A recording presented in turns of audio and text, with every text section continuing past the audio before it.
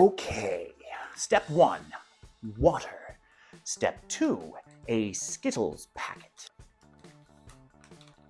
Step 3, mermaid syrup. Should be good enough. And now, we stir. Okay, now if I did this correctly, it should taste like a cherry pie. Oh no, that is not a cherry pie. Oh, President Zelensky. Hello, Mr. Zelensky. I'm back for some more dance lessons? Well, actually, I would love to help raise money for Ukrainian pilots by building the Metal Time AN-225 Mriya. Just do me a favor, send it to me in the mail, and once I get it, I'll take a look at it and tell you how long it will take me to build.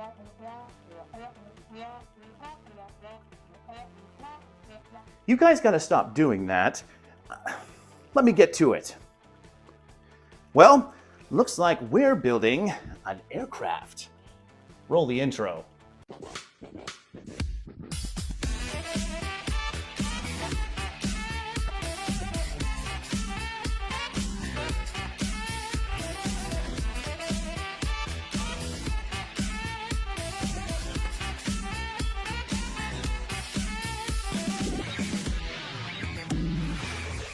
Hey everyone, and welcome to Groove Builders, the show where we create together. I'm your host, Disorderlycone, and in this episode, we're going to be building the Mriya AN-225 from Metal Time. And this is probably the biggest build that Metal Time offers, if not one of the biggest builds, and it's definitely one of the biggest in our collection besides our Mega R2-D2 here. Now, there's a lot of stuff that goes into making this model. If you're looking to pick one up for yourself, there's some things you're going to want to know, like what tools are you going to need, what are the tricky bits, and will this thing actually work? These are all great questions, and we're going to get the answers. But to do that, we're going to need to go back in time to where I was just opening this package. Let me get us in there. All right, here we go.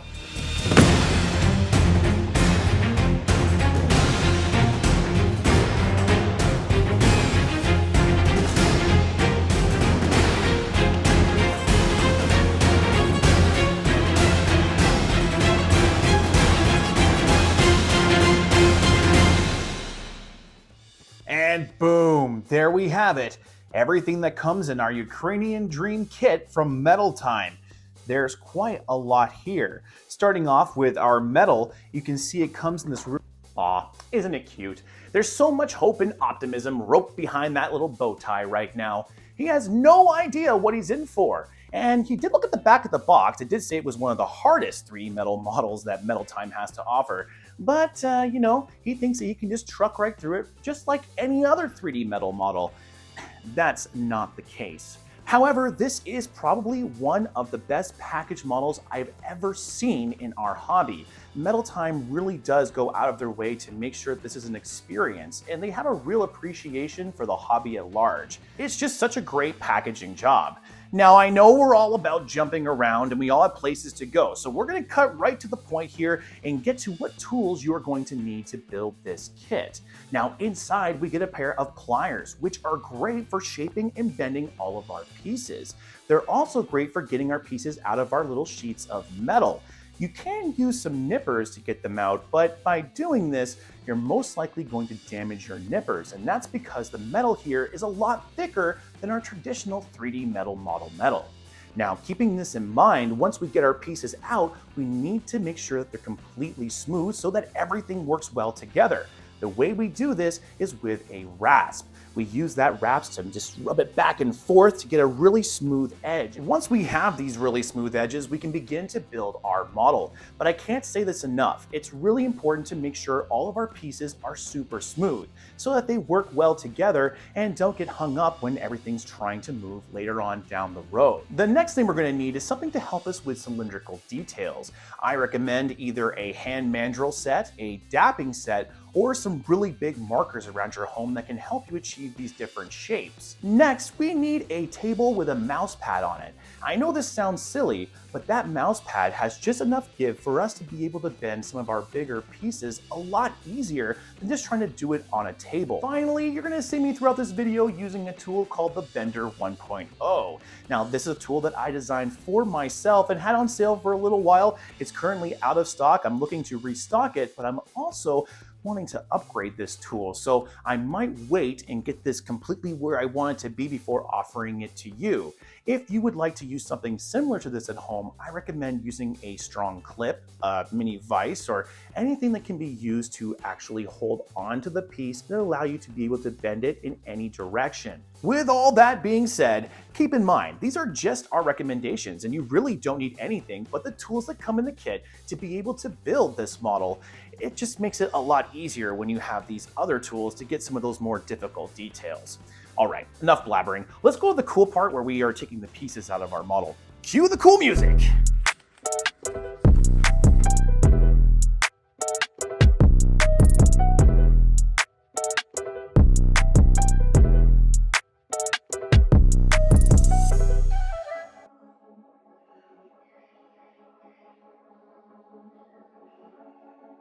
There we go. Ha! Bigger tech, easier time travel. Now, as you can see, we begin by building our gear assemblies, which are the heart and soul of any 3D mechanical model.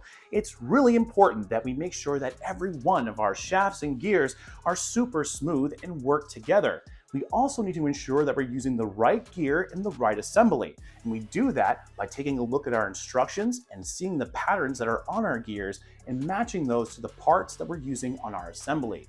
Now, this seems pretty straightforward, and if you're using all the pieces that you should be using, everything should go together correctly. Unfortunately, it won't, and that's because, unfortunately, some of our pieces are a little bit too long or too short to go together. I believe this probably happened during the manufacturing phase of some of our parts.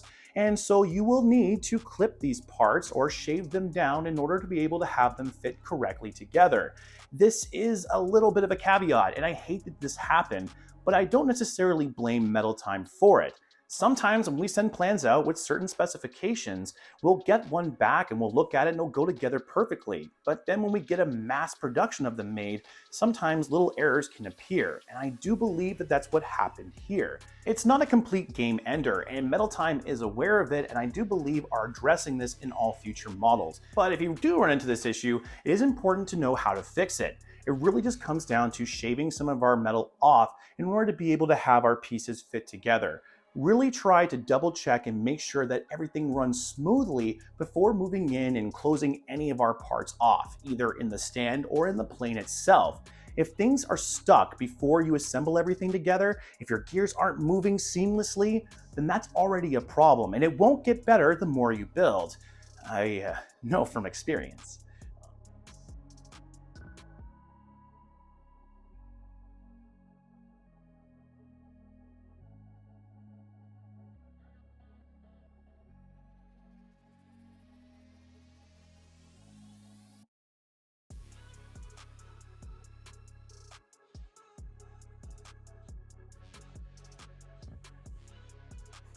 Told you that was a lot of gears, but as you can see, the majority of them did go together pretty well. It was only a couple of them that actually had that issue. And if you're running into that issue, just check out our first build video where we conquered this problem together. Next up, we have to build our fuselage, and this piece is absolutely massive. I wasn't even able to put it on the table when it came to bending it. So let's talk about how we actually achieved our shape and how you can improve from what I did. For the most part, because of how big this piece is, you're not going to have a tool that's going to be able to fit the entire length. It's just not in most people's possession. What we need to do is find all the lines on the inside of our part. Once we do, we apply a little bend to each one, creating a really kind of U shape for our fuselage. Then we can use some other pieces that we're going to be putting on the inside to help guide us to know how much more bending we need. You don't want to overbend our fuselage. This will create a ton of problems later. Again, I happen to know from experience. That's probably why I'm stressing so much to you the importance of using that interior detail to get the proper shape. You don't want to overbend things here in any direction. So just keep that in mind. All right, let's finish up some shaping detail here and I'll be back in a second.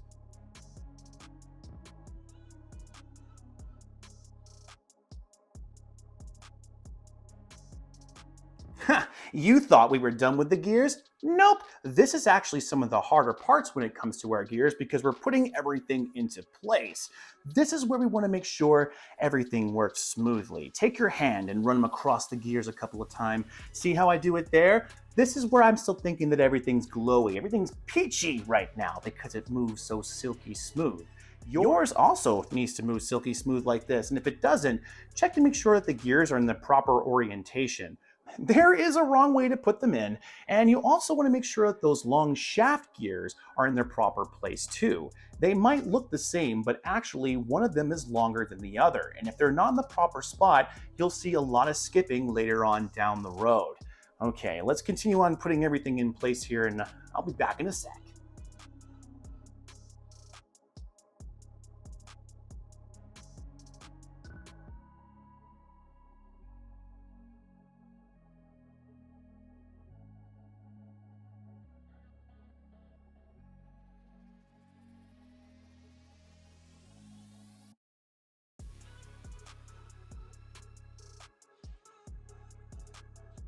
Yep, that is a different color metal. It's brass, believe it or not, and it's super flexible and malleable, so you gotta be really careful when it comes to handling it. As you can see, I'm using a dapping set to achieve a really awesome shape, and I highly recommend these when it comes to building 3D metal models. My nylon ones are a little bit hard to find, but you can find wooden ones or even metal ones on the market, and they're not overly expensive. Now, that being said, you can also use a marker, like I said earlier, to be able to achieve this shape. It's always a good idea to start big and then work your way down to the proper size. This way, you don't accidentally overbend any of your pieces. Just like our fuselage, we don't want to accidentally make this too small because it'll become pretty hard to be able to put over our engines where all of these are going. Once we're ready to attach our brass details, it's very important to make sure they go into the proper place and that they are secured properly. If you find your pieces are rubbing against each other, try to ensure that the shaft is properly inserted and the gear in the back is also in the proper place. I found that the gears came out really easily here and I had to put them back in multiple times. So I'm sure that some of you will also run into this issue too. It's just a class in fiddlemanship. This is why I recommend taking breaks because it can be a little bit frustrating. Okay, I'll see you in a moment.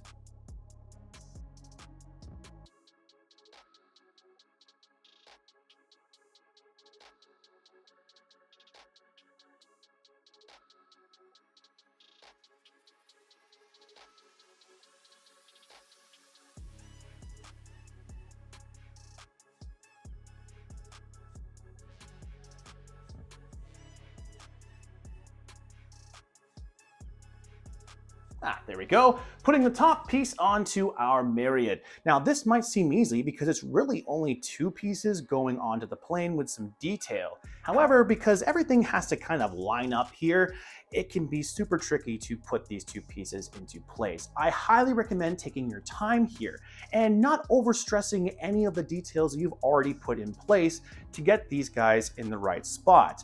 You can of course make small adjustments, and just keep in mind here when we're installing these top pieces, if anything shifts, we need to put it back in place before moving on.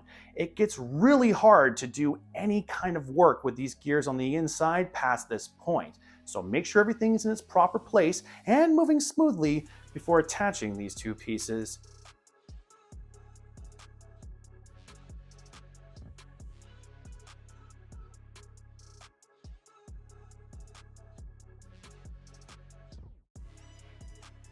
Wing details. Now these guys look like they would be hard, but actually they're pretty simple to do as long as we have that table and mouse pad that I was talking about earlier and some pliers to be able to achieve the little details that we need to get. It really is pretty smooth. Now when it comes to putting this onto our plane, this is where we need to again ensure that all of our gears are in their proper place and orientation before moving on. Just like the top of our plane, once we install these wings, it becomes a lot harder to access the gears.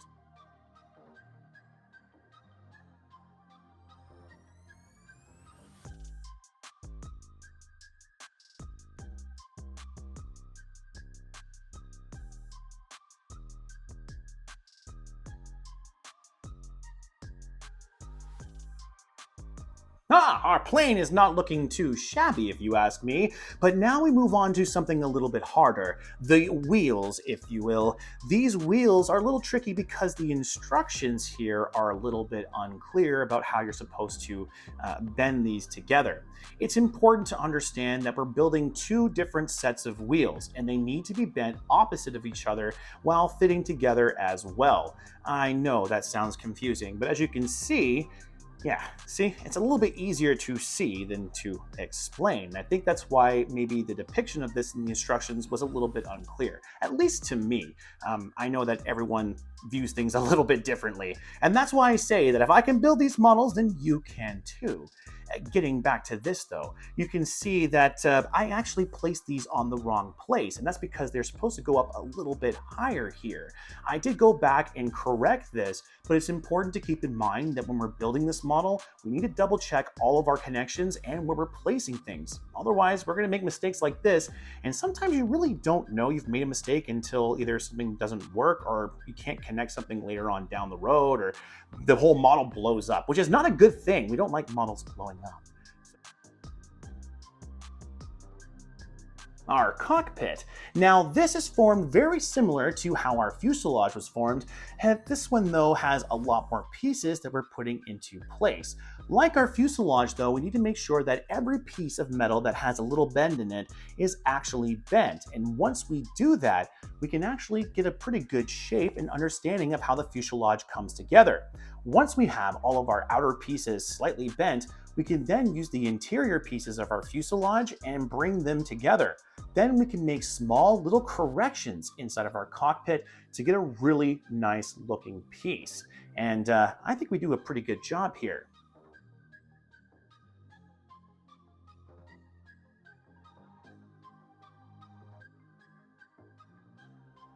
There we go. Now it's time to attach our cockpit onto our plane.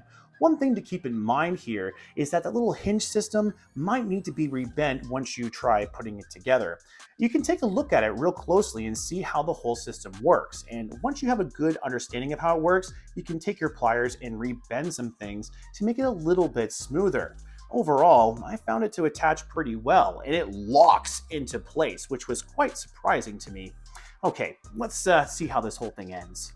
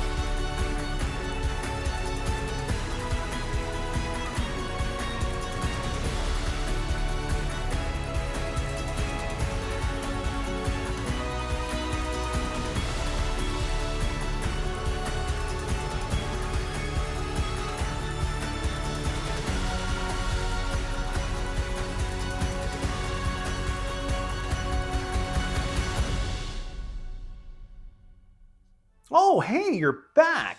Yeah, there was quite the adventure, wasn't it, getting this thing built? Tons of stuff to know, and with the pieces having some issues, it definitely can make for a hard time trying to put this all together.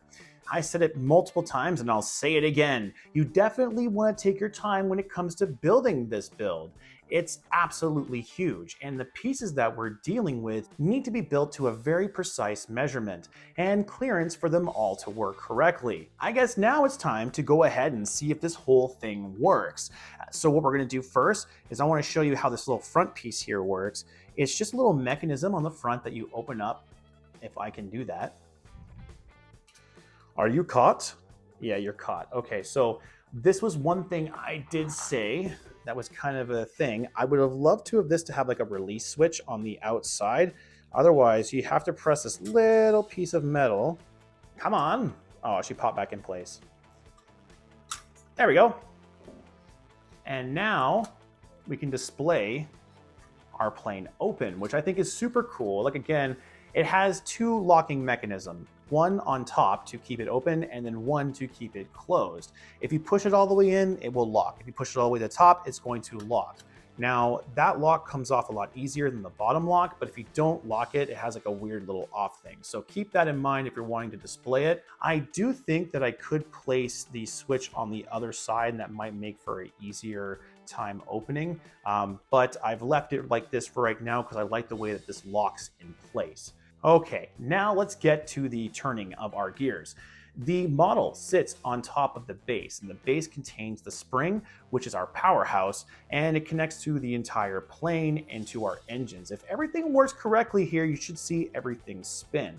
So we're going to do this, and now we're going to turn our gears. Interesting. Okay, let's take the stand off real quickly here. Okay. There we go. Okay. For some reason, my locking mechanism was actually getting stuck there, so that's interesting. Yeah, what is that? That is so weird. Anyway, enough rambling to myself. Let's go ahead and see if we can put this back on now and get this rolling. Weird. No, it's still getting caught on the inside, it looks like, where the gears on the inside of our plane kind of all come together. I'm wondering if maybe one fell out, or is it just getting caught on something? So, do we have a working Myriad aircraft? Unfortunately, no. I've actually set up multiple times trying to get this to work. And my best theory is that some of the pieces that were kind of out of spec are preventing this from going any further and working. Now, we could take apart this entire plane and we could figure out exactly where the resistance is coming from. And I already have an idea of where the resistance is. I believe it's in the core here of the plane. And I actually started seeing that when we started putting this whole plane together. And it was almost like something was happening there. Everything is connected on the inside. I have seen that from looking on the inside. But unfortunately, it's just something interior here is getting caught up, or there's just too much resistance through all of the different engines here to get a proper spin. If I was to open this whole thing up and kind of rasp everything down again, I probably could get this thing to roll. I do think this is one of the best engineered planes that we've seen mechanically, and it should work really well. It's just those tolerances seem to really prevent it from doing so. Okay, let's get to the all-important question. Can I recommend the AN-225 from Metal Time to builders out there? Yeah, I can. This is simply one of my favorite kits. Even though I don't have a working version of it, it's absolutely beautiful. And I know that if I took it apart and took the time, I could get it to work. Unfortunately, I just don't have that time in my schedule to be able to do that. Overall though, this build pretty much goes through everything in 3D metal model making, and the mechanical mechanism inside here is really sound. We've seen a number of different companies out there try to attempt a mechanical plane, and most of them don't work right out of the box, and they know that. This one here, I truly believe would have worked if it wasn't for some of the tolerancy issues that came with my particular model. And it seems like some of the first runs did have this issue, but there are builders out there that do have them working. So I do know for a fact that these kits work. It's just unfortunate that mine doesn't. So I can highly recommend this build to anyone out there who's looking to build the AN-225, loves planes, or is even looking to support a wicked cause. I don't think you'll be disappointed. All right, Groovers, that brings us to the end of our show. I had a really good time building the AN-225 with you, and if you guys had a good time, don't forget to press that like button. For more videos like this, hit subscribe as well, as we got all kinds of really cool content in the future coming up, and I would love to have you there. One thing we need to do though before you go is put our little pin here onto our jacket, because we did successfully build the Myriad aircraft. Let's take it right here. And this pin is actually quite bigger than what we're used to dealing with. Let's see here. I think, yeah, you know what? The bottom here is probably the best. Let's do that. Now, successfully on our coat. Thank you so much to Metal Time for supplying this awesome build. And until next time, Groovers, keep building. Now, let's see if we can get this thing to fly.